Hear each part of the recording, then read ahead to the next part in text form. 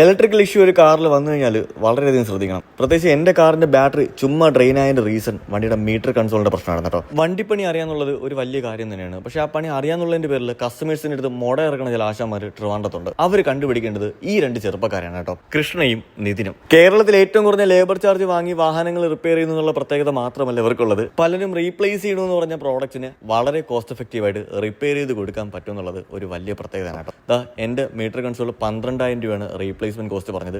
3,000 രൂപയ്ക്കാണ് ഇവരെനിക്കിത് ശരിയാക്കി തന്നത്. പയ്യന്മാരെ പറ്റി പറയണമെന്നുണ്ടെങ്കിലും R36 കസ്റ്റംസ് എന്ന് പറയുന്ന ഒരു സംരംഭത്തിന്റെ ഓണേഴ്സ് ആണ് കേട്ടോ.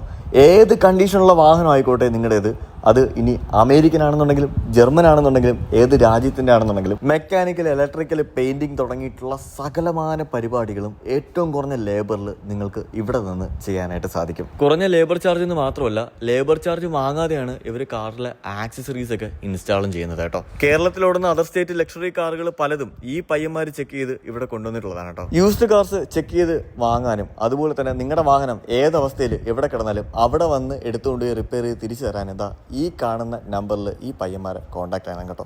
ഈ ഒരു വീഡിയോ നിങ്ങൾക്ക് യൂസ്ഫുൾ ആയിട്ടുണ്ടെങ്കിൽ മാത്രം ട്രിവിൻ ഫുഡി പേജ് മറക്കാതെ ഫോളോ ചെയ്യുക.